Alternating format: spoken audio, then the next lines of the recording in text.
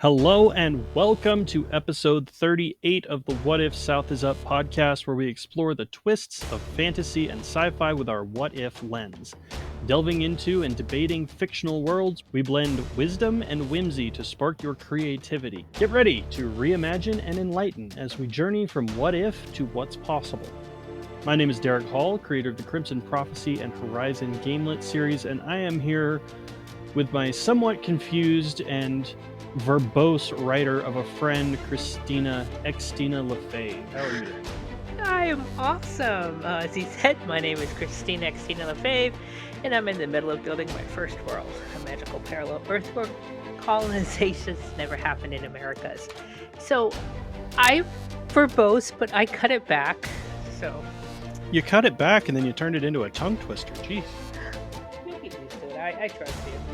Before we start diving into all these adventures of this What If episode, what are you drinking tonight?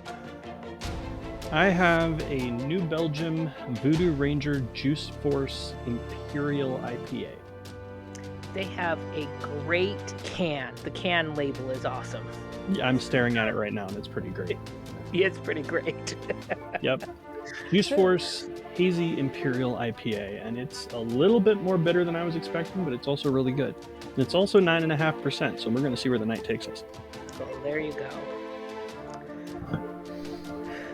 I am drinking a creamsicle martini. That sounds good. I'm a sucker for anything creamsicle. Me too. Oh, I love creamsicle. Well, since our last episode, what's new in your writing world? Any breakthroughs or fresh storytelling tricks that you want to share? I changed my mind based on the last episode. I thought I had the climax nailed. I even loved it. But as I tried to work backwards from it, I realized I'm still trying to get too much into a single story. So what was going to be the second pinch point, I'm going to kind of raise the stakes a little bit more, and that's going to be where my book ends. And if people don't know what the second pinch point is, that's about the 67% mark in a book. Mm-hmm. But at least now I know for sure how book 2 and 3 are going to end. I mean, I don't know all the ins and outs and all that, but I know how they're going to end. So that's good news. Hey, What there about you you? go.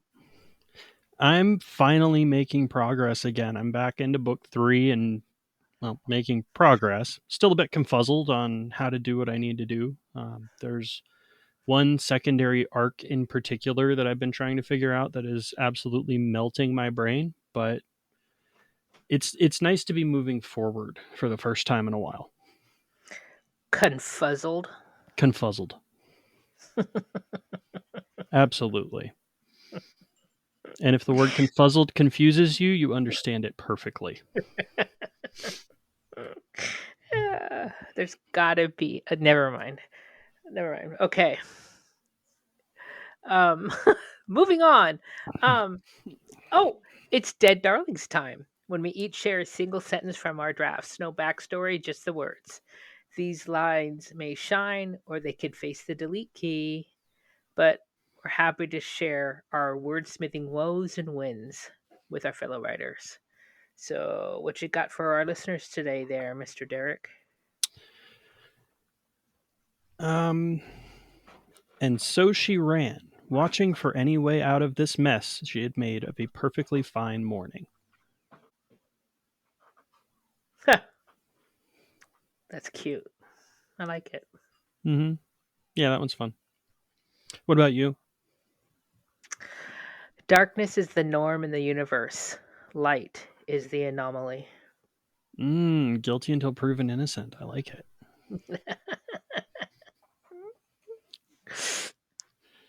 Yeah, I kind of like it. I like it. It's a good one. As writers, people who talk on the internet, we should be able to read words. As writers, it's crucial to keep our craft sharp by diving into stories, be it through reading, watching, or listening. So, any interesting stories you've consumed since our last episode? I haven't done too much reading. Spent some time offering some suggestions for a fellow author on their work in progress. Um, Believe it or not, I've been watching Xena. That's a Have throwback. I have no idea why, but Nostalgia. it came through my feed on whatever Hulu I think it is Hulu. It says we suggest you watch this, and I'm like, okay then, I'll give it a I'll give it a try. I mean, I watched it when I was when it first came out, but Yeah. um, it's actually I understand that people think it's corny or campy, but it's really well written. I'm sorry, it's it's well written, That's fair. and Lucy Lawless, man, she's a great act. She is an actress, man. Yeah, she did well. Fair enough. What about you? Documentaries. So many documentaries. I've been Yeah. in a mood. I've been chasing history around, and World War II, Cold War, conspiracies, all of it. I can't get enough, and I'm running out of options. So I'm gonna have to find a new lane soon. Hmm. Yeah.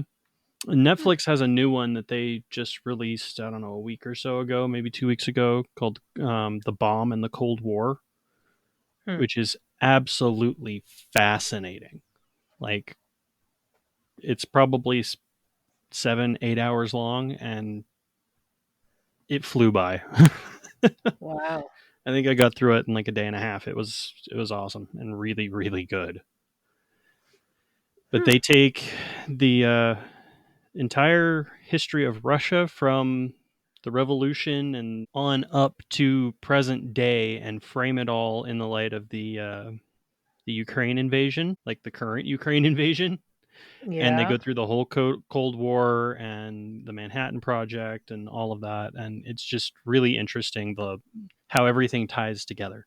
But highly recommend it if you're into world history and things like that. That's definitely a good one. Yeah. I'm not. So yeah. Yeah, I mean, I do like history, but I'm not a conspiracy person. Those don't interest me. Um, this isn't a conspiracy thing. It's just it's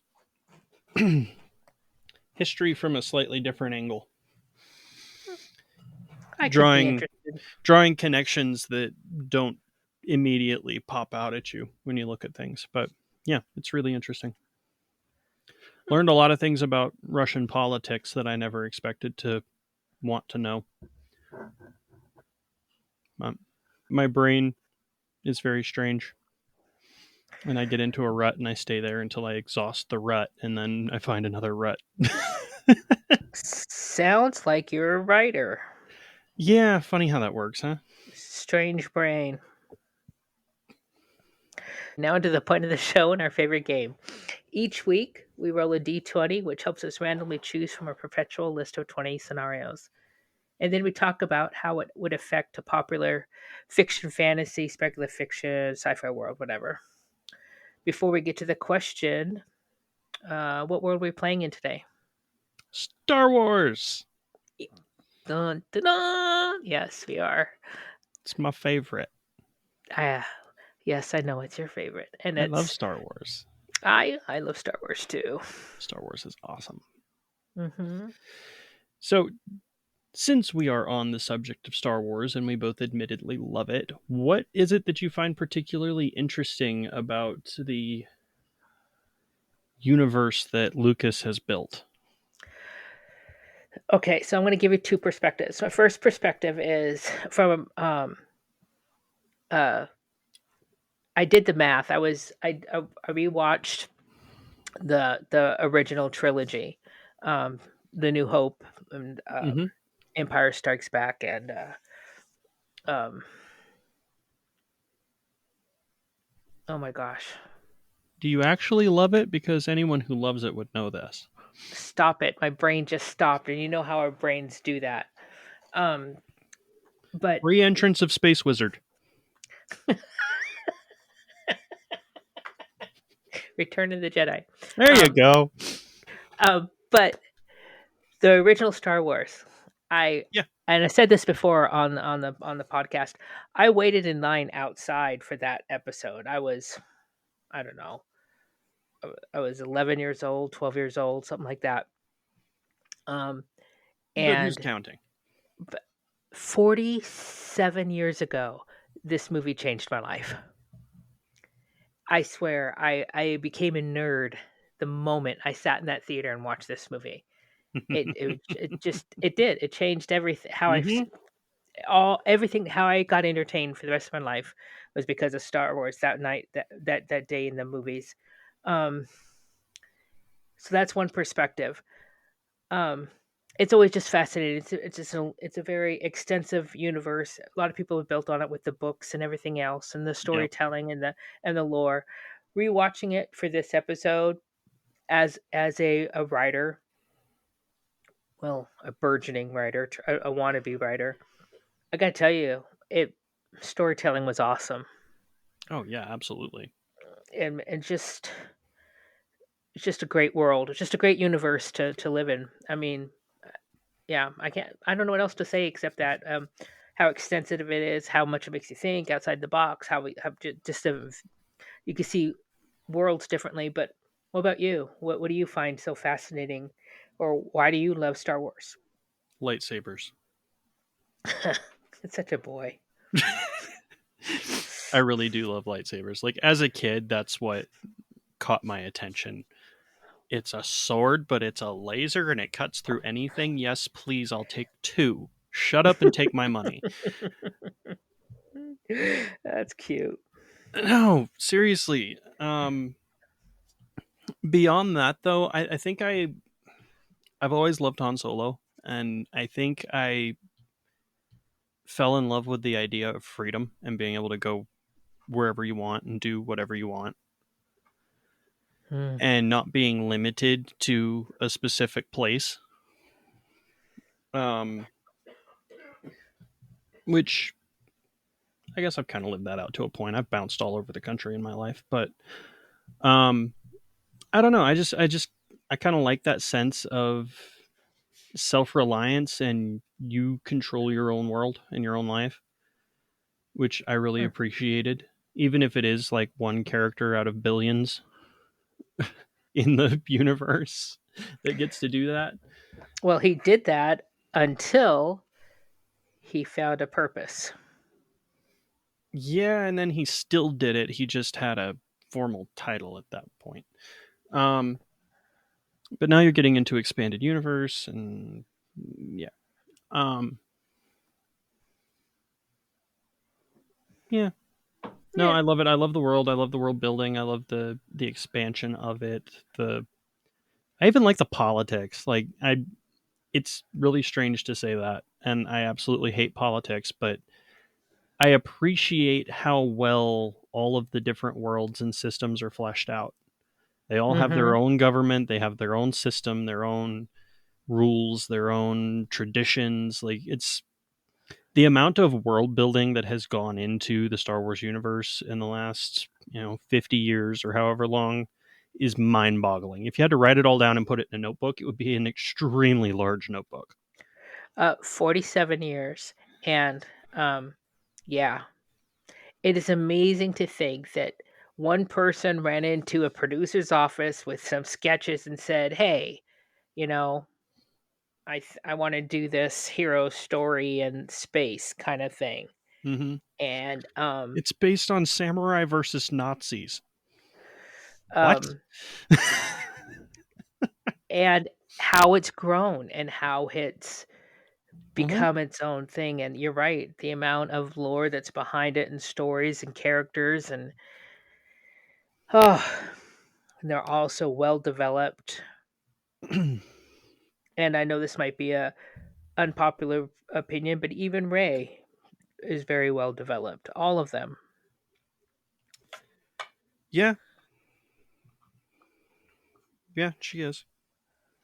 I I grew up reading the expanded universe books, and I only read a handful. I got really mad when Disney nuked them all because there was some amazing world building in those books. Absolutely amazing. Fair, and I understand that frustration. I totally do. Um, Like, okay, yeah, they killed Chewbacca, but they did it in the only appropriate way to kill Chewbacca. Um, it spoilers. Spoilers. It's Um, appropriate. That's all I'm saying. I don't so even yeah, remember which book that was, but I will never forget that scene. It is burned into my brain. so I like I said, only read a handful of the books, but even when I was reading the books, I was totally intrigued. And to think that they allowed people to multiple authors to write books for them, um, but you had to follow certain rules. I mean, Hmm. they established rules for this universe. Every Um, book had to get signed off by Lucas himself. yep. So Um, everything was canon until Disney screwed that up. until yes, Yeah. until somebody until capitalism. Oh, yeah. Um, Yep. Yep. um, no. Anyways, we could wax for hours about Star Wars. How about if we get to our question? Oh, but why?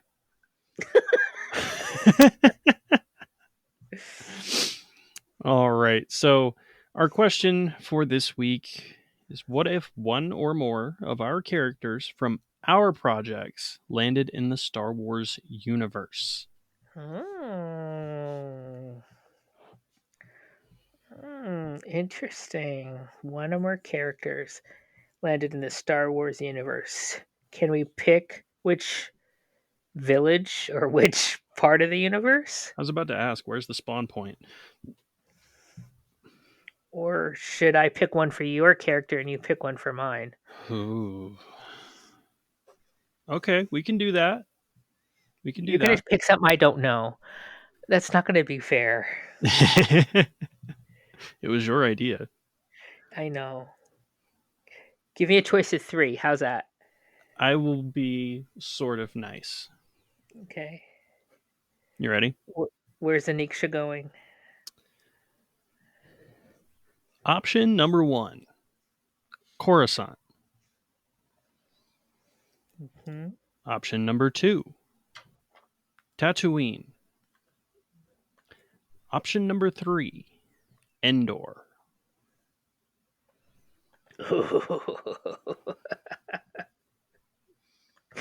I'm going to choose Endor, but for I a knew you reason that, would. but you don't know the reason why. Um, You want her to and snuggle the Ewoks, don't you? so when my son was growing up, the Ewok movie was his favorite, Oh, I am so and sorry. I had to watch that thing a million times. I am so So, sorry. um, uh, You want to relive the glory days? It's on Disney Plus. is it really? Yeah. I'm And I gonna have think to the send it to Christmas my special's son. on there too. Oh, I didn't think they were ever gonna let that out. They shouldn't have. It's bad. It's really bad. Um no, my kid wanted to watch the space teddy bear movie, as he called it. And I got about 10 minutes in and said, "No, we're not watching this. We'll just go watch Return of the Jedi and you can look at the space teddy bears there." Let's see. So, What three? Do I have to give you three, or are you gonna choose one? yeah, let's make it even. Give me 3. Okay. Let's do. I'm cheating. I'm looking. Oh, let's do Naboo, Okay. Dagobah, Okay. or Alderaan. Pre or post Death Star? I am gonna take back Alderaan and give you Camino. Camino. Oh, interesting. I don't know how good of a swimmer Inara is.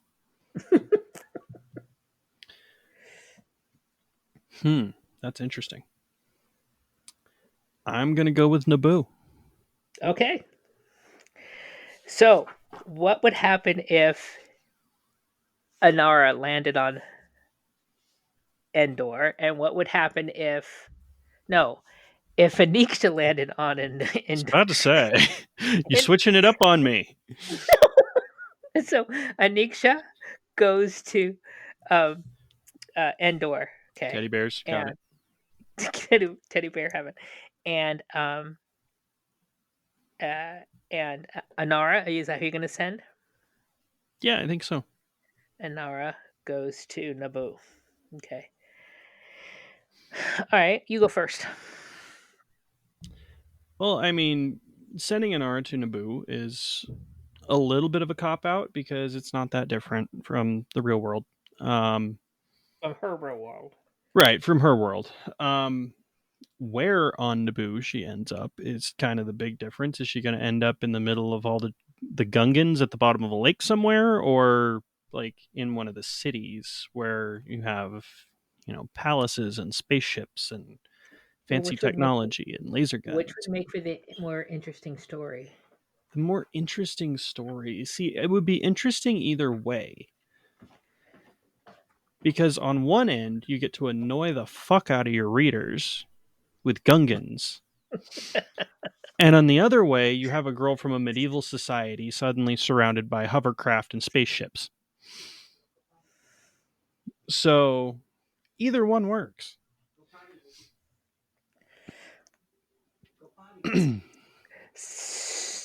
um,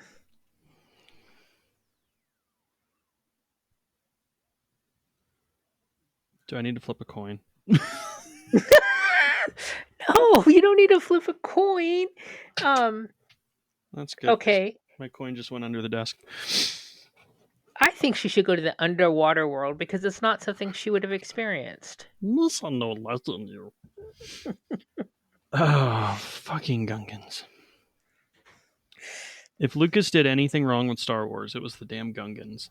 Yeah, it was the Gungans, yes. It was the Gungans. Yep. Not wrong.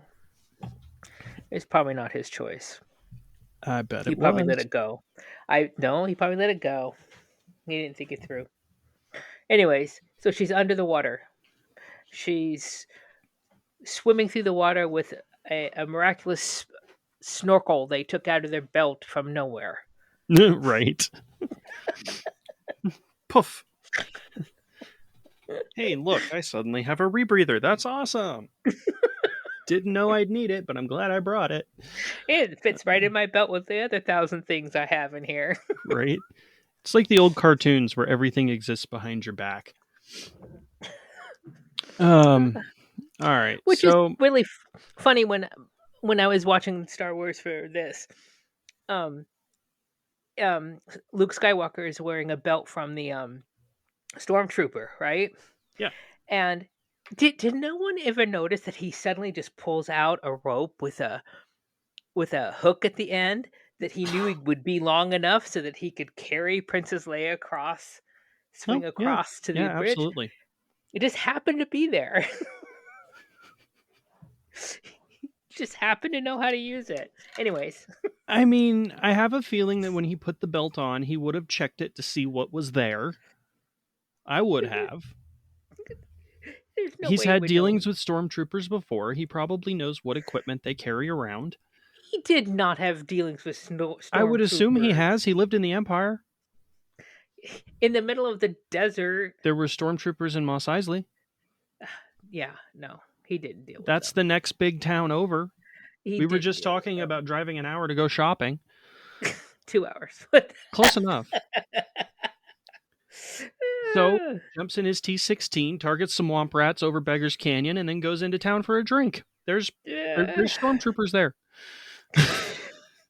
Okay, so she has a magical rebreather. She goes to the underwater city.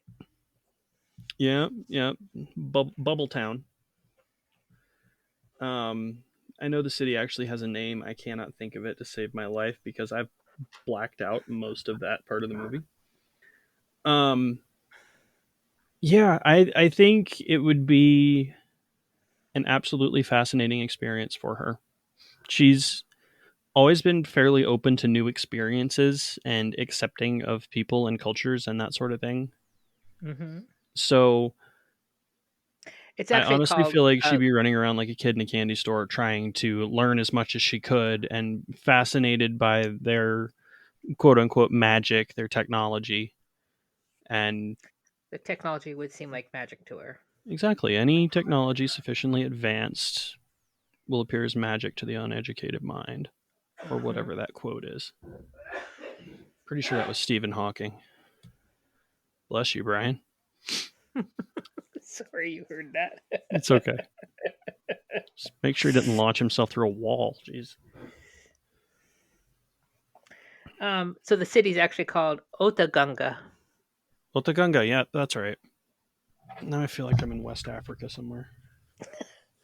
That was kind of the point. Anyways. Yeah. So she'd be fascinated. She would be absolutely fascinated. Probably a little bit confused and slightly repulsed by the freaking Triple Chin King. Yeah, who wouldn't be? But okay. Yeah, no, he's a little disgusting. I actually find him more disgusting than Jabba, believe it or not. But well, at least he didn't lick people. That's fair.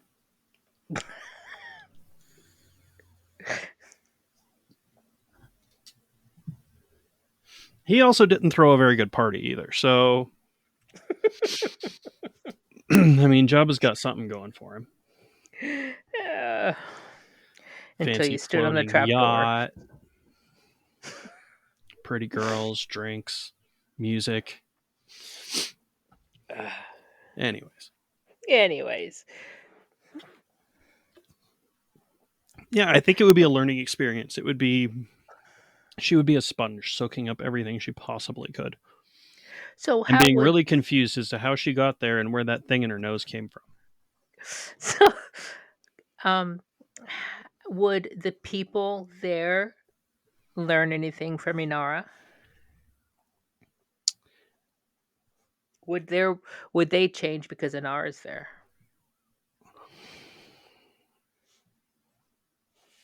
You know, I really don't know. Because I'm thinking about this, and she probably wouldn't have her magic. Because the magic in my world is tied to an object. It's not like a universal thing. So it's not like she wouldn't magically pick up the Force. I don't think so, no.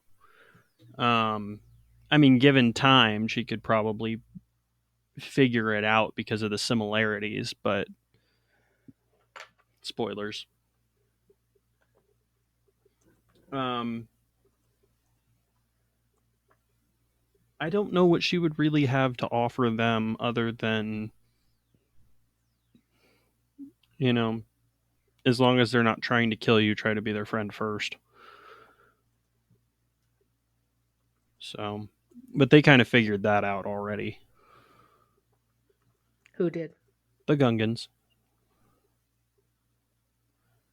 Oh, so she doesn't have midi-chlorian. Oh God! Don't. We don't speak of midichlorians. No. Immaculate Conception, Virgins in the Desert. No. Yeah, we don't do that.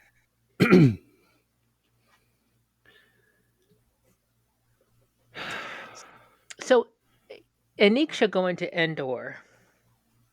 Yeah. Teddy bears. I don't know that. I mean, I think she would just. First of all, she's from her world where she's from is frozen most of the year, and it does get green during the summer. But I'm imagining Endor, will where the Ewoks are, the moon where they are, is constantly green, and I'm imagining they don't have 4 seasons. Well, I mean, figure out what the weather's like in the redwood forest down in California, and that's Endor. Mm-hmm. So, yeah, my vision of Endor has always been as a rainforest, something like you'd find on the Olympic in Washington, like a temperate rainforest. Mm-hmm. So, yeah, I'd say it stays pretty green. But at the same time, I don't know that Aniksha would necessarily be a stranger to a rainforest either, because if you're going off of Alaska, which I know that's inspiration more than location in the case of your story, but there are portions of Alaska that are temperate rainforests. So at least Not down in the rainforest. Panhandle, They're alpine forest, not rainforest. But there's some. At least I've heard them called rainforests. It might not technically be a um, rainforest, but yeah. I'm going to the Googles. Um, Um, I oh, know down in the apparently, in Panhandle. southeast Alaska lies at the heart of the North American temperate rainforest. Yep, there you go. So It's Alaska a into BC and then down into Washington. and then down into Northern California. Yep, Yep. it's very coastal rainforest, but still, it's. I love that neighborhood in the Pacific Northwest. It's a fascinating ecosystem. Me too. So I think that she would be charmed by their native. I don't want to say native by their um I Primitive. would primitive. Thank you. That's the word I was looking for. By their primitive ways. I think that she would be fascinated by that. I think she'd want to learn and she'd want to absorb that. I think she'd get quickly bored. I don't think she could stay there very long, Okay. because she likes gears and machines and figuring things out. And I think that she'd quickly get So bored. sorry to interrupt. If you dig into the expanded universe, the books that got canceled because Disney are money hungry. Um, if you dig into the expanded universe, the Ewoks are actually significantly more advanced post Jedi than they were before because of all the scrap that was laying around after the battle. Post Jedi or post that the ABY, I mean BBY, um, because Jedi have been around for thousands of No. years. I mean Return of the Jedi, the movie. Okay, so So, like, BBY timeline wise, or past.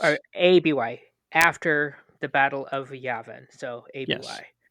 Okay. Now, Yavin is New Hope, but yes. Um, but no, Um, that's what you mean though. After that time, so you mean right? I know what you're saying now. Okay. right. Well, after the events of Return of the Jedi, Yeah.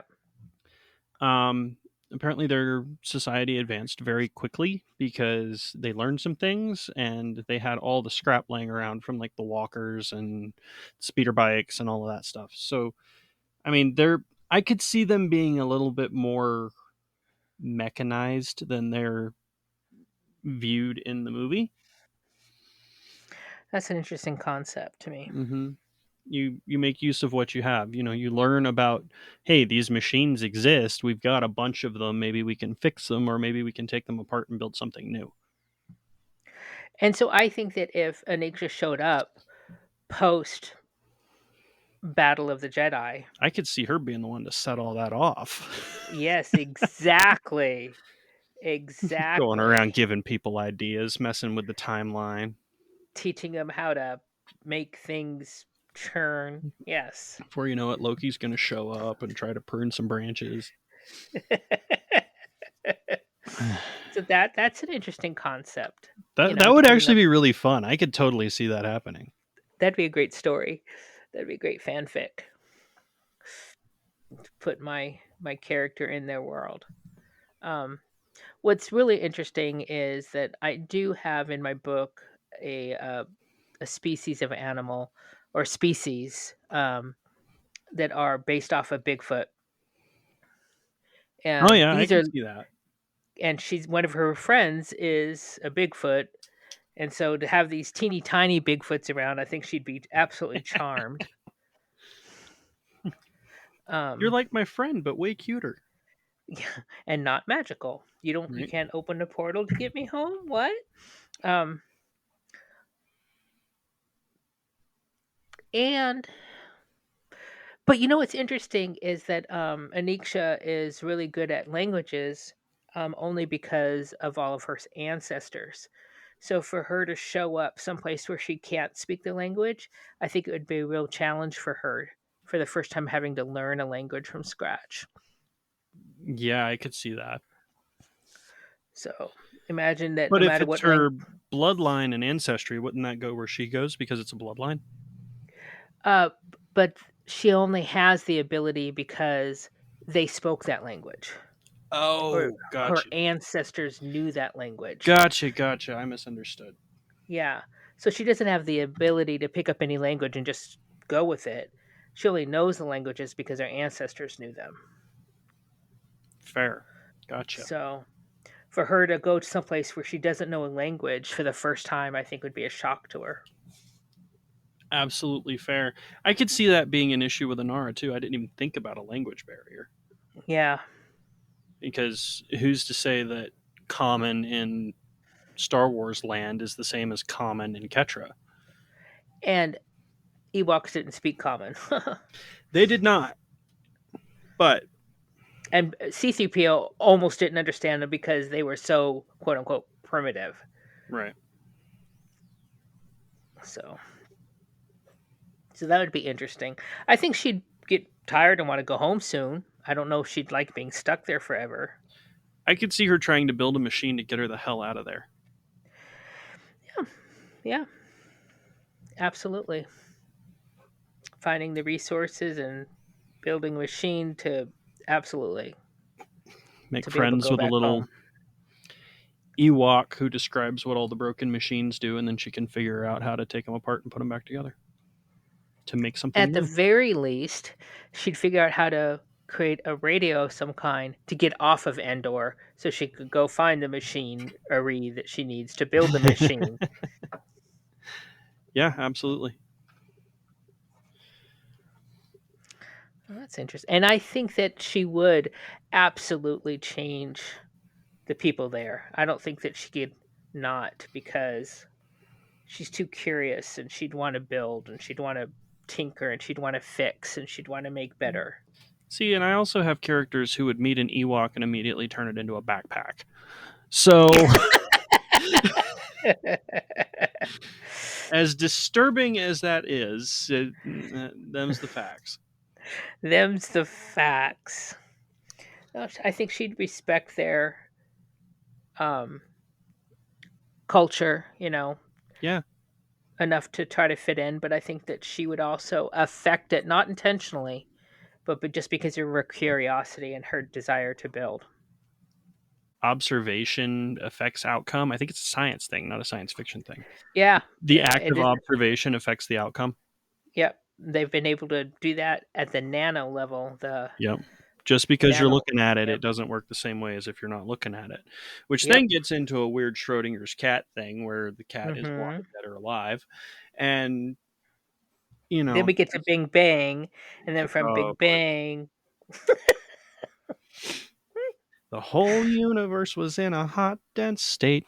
and that we could quickly get back to Star Wars from there. We definitely could. So that Death Star, man, it's banging. Yeah, I'm editing that joke out. That was terrible. Edit my laugh out too. Oh, I will. Yeah, dad jokes for the loss. But I think that's. I feel like Inara's kind of boring, and I make her sound boring, but she's got a lot of shit going on at home, man. She doesn't have time for a vacation. So I think that at first she'd be very upset, and she would not want to be there. I think it would take her a long time, Inara, Yeah. to settle in. Now, if she went there by choice, that'd be a different story because she could always leave.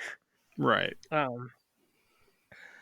mean, she is working on some crazy dimensional portal magic, so who knows? So, what if you built a Star Wars character based on Inara's story? How would that look?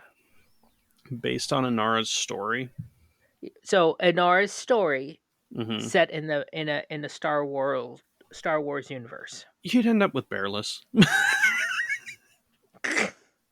I'm not even kidding. You would end up with Bearless.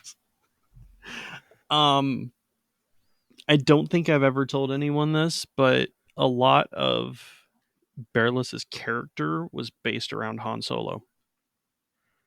Aww. That's adorable. Yeah, you just end up with my side character Bearless, which if you want to know about her, the novella is currently available wherever you want to get an ebook.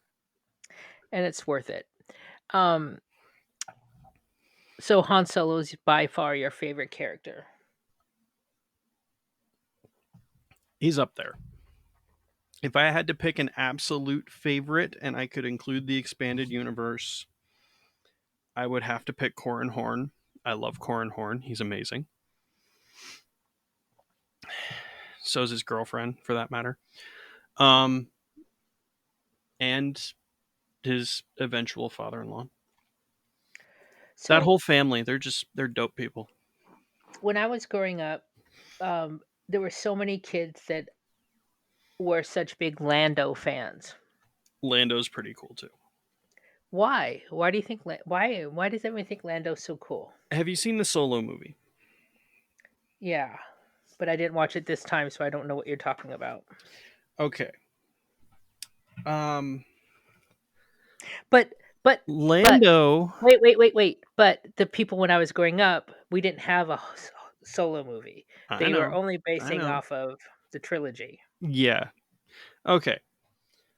Lando is actually a fascinating character, and I'm going to try not to go too deep down this rabbit hole.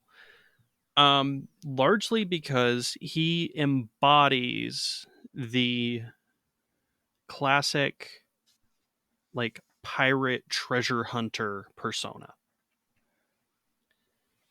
in a fictionalized way. The fictionalized pirate treasure hunter persona. He's suave. The girls love him. He can pick up any girl he wants. He's constantly got some grand money-making scheme going on. Then it always goes wrong and he has to run away, and then he's got a new plan to make money. And he's always talking about how much money he has, but he doesn't actually have any money. He's, a gambler. He's a rogue. It's a classic archetype rogue. of character. I think rogue is what does it. He's a rogue. I think he's just a classic rogue. It's the classic archetype of steal some money, try to make some money, fail, run away, try again. You had me at rogue. He's a pirate. He's a pirate. It's just that classic romanticized, almost anti-hero in a way. Like, he's doing bad stuff, but he's doing it in a way that makes him look awesome. Yeah, Lando's pretty great. So I do, before we end, I do want to say that rewatching Star Wars New Hope, the very first Star Wars movie, Episode 3, rewatching it as Episode 4, thank you. Watching it as a writer who's trying to learn the craft, I learned, the biggest lesson I learned is you don't have to worry about every single friggin' plot hole. Oh, there's so many in New Hope. Yes. They close them up later, but there's so many. Well, even just the example that I gave a few minutes ago of him being able to pull this magical rope from his belt at the precise right moment. I love that scene so much. Who doesn't? But, when I'm writing my book, I'm always trying to figure out, if they're going to have this tool, I better show it sooner, Nah. I can't remember. All you have to do is give the suggestion of a utility belt, and then whatever you need later can be there. Yes and no. I don't want it to be seen too mad. You don't want a Deus Ex Machina. Yeah, that's where I get worried about it. But it was such a fascinating story, Star Wars. You forgave so much of it. Going back later and seeing it, you're like, oh, how did I miss that? Or how did I miss that? Or how did I miss that? And being the universe the way it is, the Star Wars universe the way it is, they explained all these things later. And that's just all I have to worry about. I just have to tell the story the way I want to tell it. And Mm-hmm. if somebody points out a plot hole, I can fix that later. I don't have to fix it for this book. And I think that was pretty powerful. I've known several different indie authors who've fallen into that trap where they'll beta a book or arc a book, advanced reader copies for those who aren't familiar with the acronyms, but they'll send out arcs for a book. When everything's done, everything's edited, it's ready to go to the presses, and somebody will point out a plot hole.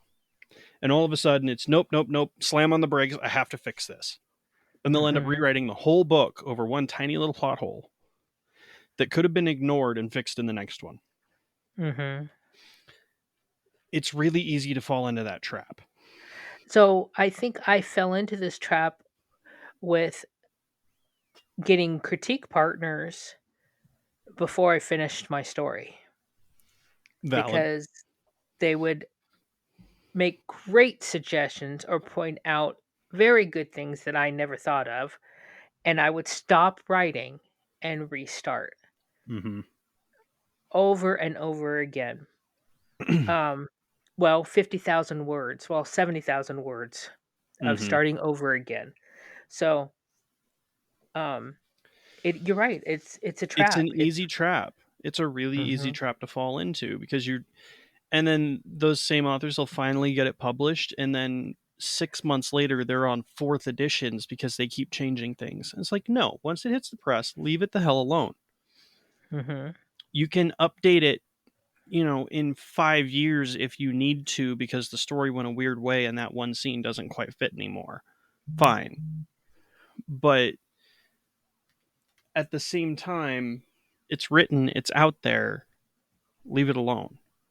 So I think that I'm hoping that I finally have, I'm honing in on a process by starting at the end and working backwards. I'm hoping I'll be able to create a storyline that makes sense to me.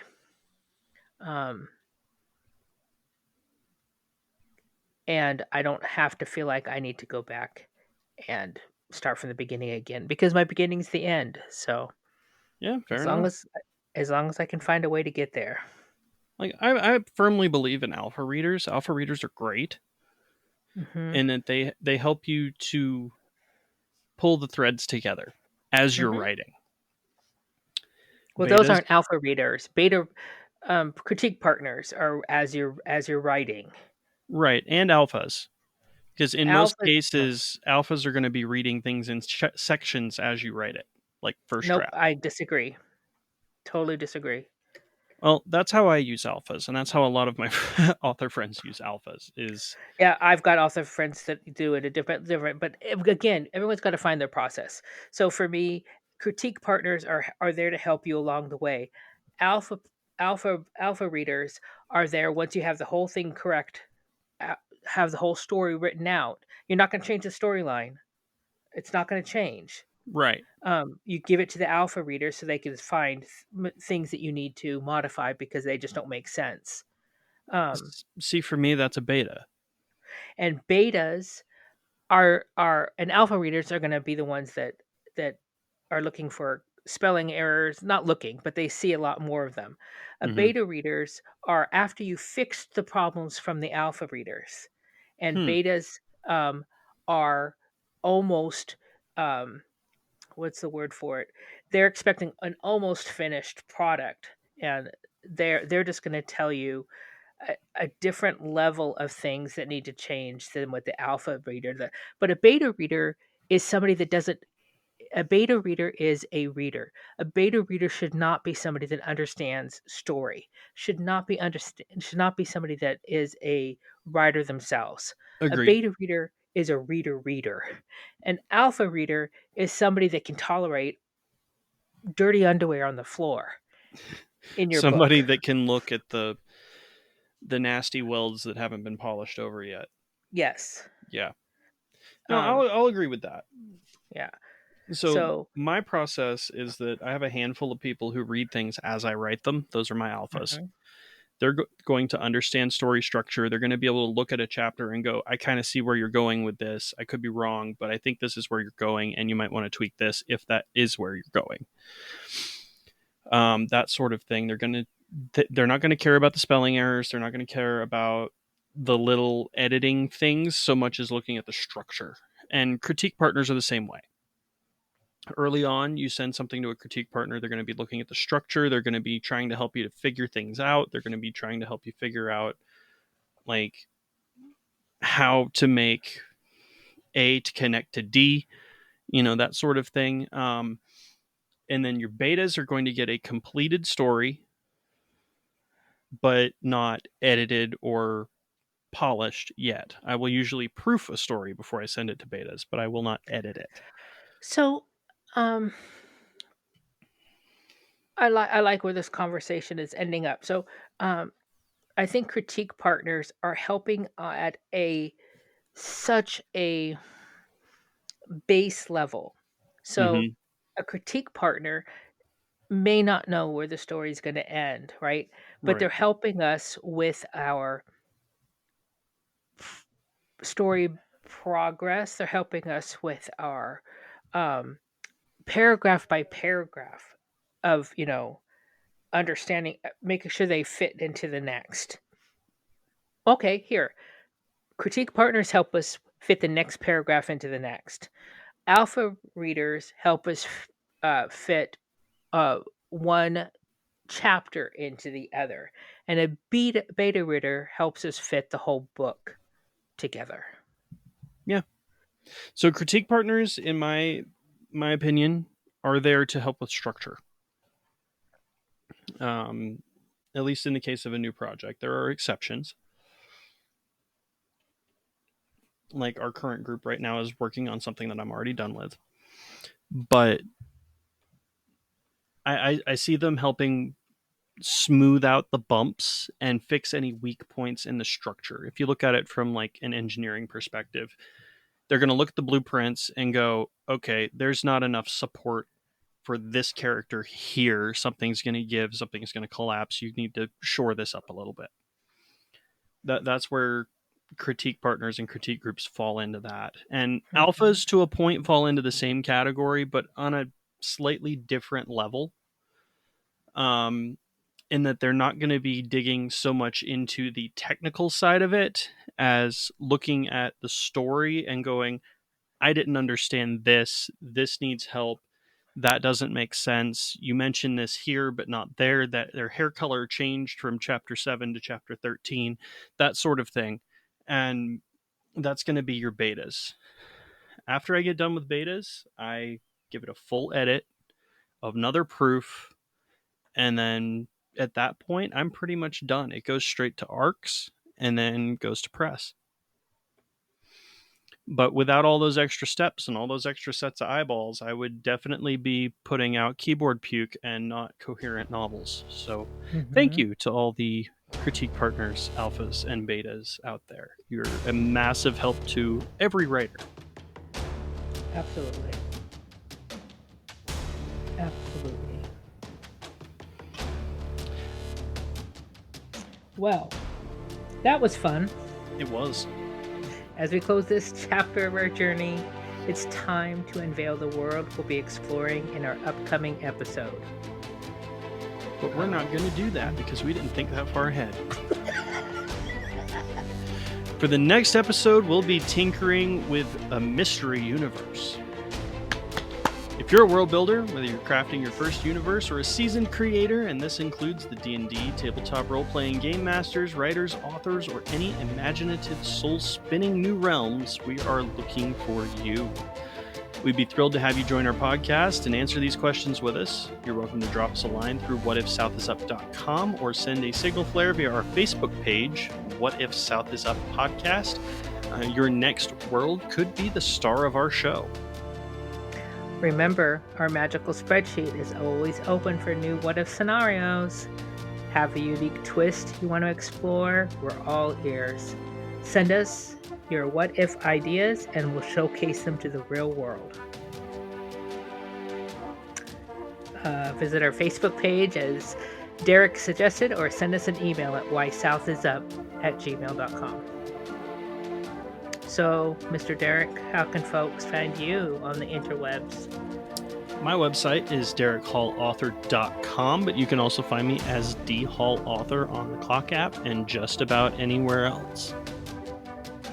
My website is uniquelyxtina.com, but I can be found on the socials, mostly TikTok and Facebook, as UniquelyXtina. Thank you, everyone. Thanks, everybody. We will catch you on the next episode of our eclectic little podcast, What If South is Up. We'll see you next time. Bye-bye.